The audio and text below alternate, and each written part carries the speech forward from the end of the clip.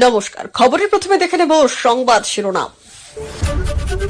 আবাস যোজনা নিয়ে বড় পদক্ষেপ মমতা বন্দ্যোপাধ্যায়ের, বিতর্ক সামাল দিতে কি কি করা হচ্ছে। সুপ্রিমো মমতাকে বিস্ফোরক রিপোর্ট, অভিষেকের গোষ্ঠীদ্বন্দ্বে হাতছাড়া 3 কেন্দ্র। গ্রেপ্তার হতে পারেন অর্জুন সিং, বিজেপি নেতাকে রক্ষা কবচ দিল না হাইকোর্ট। ঝাড়খণ্ডে বিজেপির সভামঞ্চ থেকে মানিব্যাগ চুরি মিঠুনের ফিরিয়ে দিন ঘোষণা হল মাইকে। রাজ্যে একের পর এক পথ দুর্ঘটনায় মর্মাহত মুখ্যমন্ত্রী, পরিবহন মন্ত্রীকে ফোন মমতার। মমতা ও অভিষেককে হুঁশিয়ারি শুভেন্দু। বাংলাদেশে 596টি মন্দির ভেঙেছে, একবার নয় 100 বার বলবো। আরজিকর কাণ্ডে মুখ খুলতেই বাড়ল নিরাপত্তা, প্রধান অভিযুক্ত সঞ্জয়ের জন্য বিশেষ ব্যবস্থা পুলিশের। আসছি বিস্তারিত খবরে। আবাস যোজনা নিয়ে একাধিক গরমিল সামনে এসেছে, তাতে জেলায় জেলায় তৈরি হয়েছে ক্ষোভ। পরিস্থিতি সামাল দিতে পদক্ষেপ করেছে রাজ্য সরকার। পঞ্চায়েত দপ্তর থেকে জারি করা হয়েছে নির্দেশিকা। এই নির্দেশিকা জারি করে রাজ্য সরকার আবাস যোজনা নিয়ে ভুল বোঝাবুঝির অবসান করতে চায়। আবাস যোজনা নিয়ে তৈরি হওয়া পরিস্থিতি সামাল দিতে একাধিক পদক্ষেপ করেছে রাজ্য সরকার। আবাস যোজনা নিয়ে সমীক্ষকরা নতুন করে একটি তৈরি করছে না। 2022 সালে তৈরি তালিকা আরও একবার যাচাই করা হবে। এই তালিকায় থাকা নামগুলি যাচাই করবে পুলিশ। রাজ্য সরকারের তৈরি করা নির্দেশিকা জেলা প্রশাসনের কাছে পাঠানো হয়েছে। পঞ্চায়েত দপ্তর থেকে পরিষ্কার জানিয়ে দেওয়া হয়েছে, বন্যা এবং ঘূর্ণিঝড় দানা জেরে ক্ষতিগ্রস্তদের আবাস প্রকল্পের আওতায় আনা হবে। বাংলার বাড়ি গড়ে তোলার টাকা পাবেন সকলে। এই ক্ষতিগ্রস্তদের তালিকা তৈরি করা হবে, আর সেটা তৈরি করা হবে প্রাকৃতিক দুর্যোগ মোকাবিলা দপ্তরের তরফে। সমীক্ষা করা হবে কোন কোন বাড়ি ক্ষতিগ্রস্ত হয়েছে, আর যাদের নাম তালিকায় রয়েছে তাদের ক্ষেত্রে আরও একবার সমীক্ষা করা হবে, যাতে কোনোভাবেই যোগ্য ব্যক্তি বাংলার বাড়ি বা আবাস প্রকল্প থেকে বঞ্চিত না হন। এটাই নির্দেশ দিয়েছেন বাংলার মুখ্যমন্ত্রী মমতা বন্দ্যোপাধ্যায়। সবটাই সমীক্ষকরা সরেজমিনের সশরীর উপস্থিত থেকে যাচাই করবেন। গ্রাম পঞ্চায়েতের প্রতিনিধিরা সমীক্ষকদের সঙ্গে কাজ করবেন, তারা তথ্য দেবেন কি পদ্ধতিতে এই দুর্গতদের নামের তালিকা তৈরি করা হয়েছে। নবান্ন থেকে নির্দেশ দেওয়া হয়েছে, চূড়ান্ত তালিকা প্রকাশের আগে উপভোক্তাদের প্রত্যেকটি তথ্য নিখুঁতভাবে যাচাই করবেন সমীক্ষকরা। নামের সঙ্গে ব্যাংক অ্যাকাউন্ট নম্বর ও আইডি সব যাবতীয় নথি খতিয়ে দেখা হবে। যাচাইয়ের সময় আবেদনকারী ছবি এবং ভিডিও সংগ্রহ করা হবে, তা আপলোড করা হবে। তালিকায় গ্রাম সভা এবং ব্লক স্তরের কমিটিকে দিয়ে অনুমোদন করিয়ে সংরক্ষণ করতে হবে। বিরোধীদের অভিযোগ, শুধু নয়, তৃণমূলে ছাপ ফেলেছে গোষ্ঠীদ্বন্দ্ব। এমনই কথা উঠেছে, তার জেরেই লোকসভা নির্বাচনের ফলাফলে অন্তত 3টি আসনে খুব কম ব্যবধানে হেরেছে দল। পরিস্থিতি মোকাবিলায় দ্রুত ব্যবস্থা নেওয়ার সুপারিশ করে দলনেত্রী মমতা বন্দ্যোপাধ্যায়কে একটি রিপোর্ট পাঠালেন অভিষেক বন্দ্যোপাধ্যায়। চোখের চিকিৎসা করিয়ে ঘরে ফেরার পর সংগঠনে ফের নজর রেখেছেন দলের সর্বভারতীয় সাধারণ সম্পাদক অভিষেক বন্দ্যোপাধ্যায়। বিধানসভা নির্বাচনের আগে দলকে গুছিয়ে নিতে কোমর বাঁধার কাজ চলছে ঘাসফুল শিবিরে, পাশাপাশি চলছে দলকে একজোট করার পালাও। বুধভিত্তিক তথ্য নিয়ে তৈরি করা হয়েছে রিপোর্ট। তৃণমূল সূত্রে খবর, সেই রিপোর্ট অভিষেক বন্দ্যোপাধ্যায় পাঠিয়েছেন মমতা বন্দ্যোপাধ্যায়ের কাছে। জোড়াফুল শিবির সূত্রে ওই রিপোর্টে উঠে এসেছে দলে গোষ্ঠী কোন্দলের কথা, একাধিক পৌরসভার কথা। ঘটনাচক্রে গত লোকসভা ভোটের নিরিখে বহু পুরো এলাকায় পিছিয়ে রয়েছে তৃণমূল কংগ্রেস। রিপোর্টে বলা হয়েছে, কোন কোন পুরো এলাকায় চেয়ারম্যানকে বিব্রত করেছে টাউন সভাপতি। কোথাও বুথের দায়িত্বে থাকা নেতার সঙ্গে সমস্যা রয়েছে খোদ নেতার। এমন সমস্যার মুখে ভোগান্তিতে পড়তে হয়েছে দলকে। বহু জায়গায় খুব অল্প ব্যবধানে হেরেছে তৃণমূল কংগ্রেস। অভিষেক বন্দ্যোপাধ্যায়ের রিপোর্টে উঠে এসেছে বিষ্ণুপুর, পুরুলিয়া, বালুরঘাটের মতো আসনের কথা। পুরুলিয়ায় জ্যোতির্ময় সিং মাহাতো জিতেছেন 17,079 ভোটে। বিষ্ণুপুর বিজেপির সৌমিত্র খা জিতেছেন মাত্র 5,576 ভোটে। অন্যদিকে বিজেপির রাজ্য সভাপতি সুকান্ত মজুমদার বালুরঘাটে জিতেছেন 10,386 ভোটে। এই হারের দায় সবাইকে নিতে হবে বলে বার্তা দিয়েছেন অভিষেক বন্দ্যোপাধ্যায়। পাশাপাশি গোষ্ঠীকন্দল কড়া হাতে দমন করতে দলনেত্রীকে দ্রুত ব্যবস্থা নেওয়ার সুপারিশও করেছেন অভিষেক। কয়েকজন নেতা সমস্যা তৈরি করবেন আর তার ফল দল ভোগ করবে, এটা যে হবে না তার ইঙ্গিত আগেই দিয়েছিলেন অভিষেক। কলকাতা হাইকোর্টে গিয়ে রক্ষা কবচ পেলেন না ব্যারাকপুরের প্রাক্তন সাংসদ ও বিজেপির হেভিওয়েট নেতা অর্জুন সিং। ভাটপাড়া পৌরসভা 2020 সালের 4 কোটি টাকা দুর্নীতি মামলায় তাকে জিজ্ঞাসাবাদের জন্য সিআইডির মুখোমুখি হওয়ার নির্দেশ দিলেন উচ্চ আদালতের বিচারপতি তীর্থঙ্কর ঘোষ।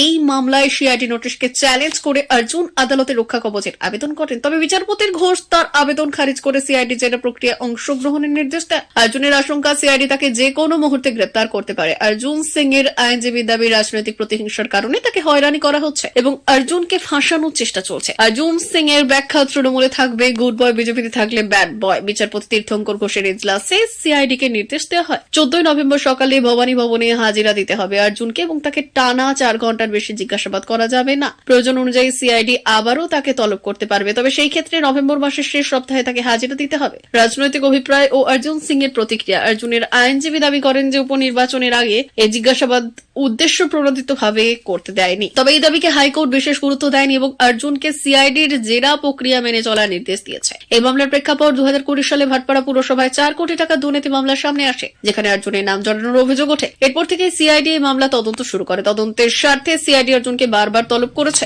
ঝাড়খণ্ডে বিজেপি প্রার্থীর হয়ে প্রচারে এসেছিলেন মিঠুন চক্রবর্তী। ঝাড়খণ্ডে মিঠুনের জনপ্রিয়তা কম কিছু নয়, সভায় ভিড়ও ভালোই হয়েছে, কিন্তু আচমকাই বিপত্তি। কিছু যেন খোয়া গিয়েছে, পরে জানা গেল একেবারে চুরি গিয়েছে খোদ মিঠুন চক্রবর্তীর মানিব্যাগ। সোমবার ধানবাদের নিরসাতে সভা ছিল মিঠুনের। এদিকে ভিন রাজ্যে গিয়ে এভাবে মানিব্যাগ চুরির জেরে স্বাভাবিকভাবে অস্বস্তিতে পড়েছে গেরুয়া শিবির। সব থেকে অস্বস্তিতে পড়েছে ঝাড়খণ্ড বিজেপি, কারণ তাদের ডাকে ধানবাদে সভা করতে গিয়েছিল মিঠুন, কিন্তু আচমকাই বিপত্তি। কিছু যেন খোয়া গিয়েছে, পরে জানা গেল একেবারে চুরি গিয়েছে খোদ মিঠুন চক্রবর্তীর মানিব্যাগ। সোমবার ধানবাদে নিরসাতে সভা ছিল মিঠুনের। এদিকে ভিন রাজ্যে গিয়ে এইভাবেই মানিব্যাগ চুরির জেরে স্বাভাবিকভাবেই অস্বস্তিতে পড়েছে গেরুয়া শিবির। সব থেকে অস্বস্তিতে পড়েছে ঝাড়খণ্ড বিজেপি, কারণ তাদের ডাকেই ধানবাদে সভা করতে গিয়েছিল মিঠুন, আর সেখানেই চুরি গিয়েছিল মানিব্যাগ। এমনকি মঞ্চ থেকে বারবার বলা হয়েছে ওই মানিব্যাগে জরুরি কাগজপত্র রয়েছে, সে কারণে সেই ব্যাগ ফিরিয়ে দেওয়ার জন্য বারবার বলা হয়। এদিকে বিজেপির মঞ্চেই ছিলেন মিঠুন চক্রবর্তী। সেখানে মূলত অন্যান্য নেতারা ছিলেন, সেখানে সাধারণ কর্মীদের আসার সুযোগ সেভাবে নেই। তাছাড়া সেই মঞ্চে একেবারে কড়া নিরাপত্তার ব্যবস্থা ছিল। মঞ্চের সামনে প্রচুর ভিড়, মঞ্চেও নেতাদের ভিড় কম নয়, কিন্তু তার মধ্যে কে যে হাত সাফাই করলো সেটা নিয়ে প্রশ্ন উঠছে। মঞ্চের মধ্যে চোর উঠলো অথচ কেউ জানতে পারলো না, সেটা নিয়েও প্রশ্ন উঠছে। এদিকে এভাবে দলের মঞ্চ থেকে মানিব্যাগ চুরির ঘটনার জেরে অস্বস্তি একেবারে চরমে উঠেছে। তবে শেষ পর্যন্ত সেই ব্যাগ খোঁজার জন্য নানা ব্যবস্থা নেওয়া হয়েছে। নেতারাও বিভিন্ন জায়গায় ব্যাগ খোঁজাখুঁজি করেছেন, কিন্তু শেষ পর্যন্ত মানিব্যাগ পাওয়া গিয়েছে কিনা সেটা জানা যায়নি। সেখান থেকে মানিব্যাগটি কে নিল, মানিব্যাগটি কি কোথাও পড়ে গিয়েছে নাকি সেটা চুরি গিয়েছে, সেটা নিয়েও কিছুটা দ্বন্দ্ব রয়েছে। এদিকে মানিব্যাগ চুরির কথা জানাজানি হতেই কোনো ঝুঁকি নেননি নেতৃত্ব। বারবার মাইকে ঘোষণা করা হয় যদি কেউ সেই মানিব্যাগ নিয়ে থাকে তবে যাতে দ্রুত ফিরিয়ে দেওয়ার ব্যবস্থা করা হয়, সেই অনুরোধ করা হয়েছে। রাজ্যের পর এক পথ দুর্ঘটনা, রেশারেশি জেরে দুর্ঘটনার পর মৃত্যু। গোটা ঘটনায় অত্যন্ত মর্মাহত মুখ্যমন্ত্রী মমতা বন্দ্যোপাধ্যায়। একের পর এক মর্মান্তিক পথ দুর্ঘটনার পরিপ্রেক্ষিতে এবার মুখ্যমন্ত্রীর ফোন পরিবহন মন্ত্রী স্নেহাশিস চক্রবর্তীর। বৈঠকে থাকবেন পরিবহন ও পুর নগরায়ণ মন্ত্রীও। বৈঠকে উপস্থিত থাকবেন রাজ্য পুলিশের ডিজি, কলকাতা এবং বিধাননগরের পুলিশ কমিশনার। জানা গেছে সল্টলেক সিএ ব্লকের একটি বেসরকারি স্কুলে ছুটির পর দুই ছাত্রকে স্কুটিতে চাপিয়ে কলকাতার বাড়িতে পথে ফিরছিলেন এক অভিভাবক। আর সেই সময় সল্টলেকের 2 নম্বর গেটের কাছে বেসরকারি 215 রুটের দুটি বাসের মধ্যে রেশারেশি চলছিল।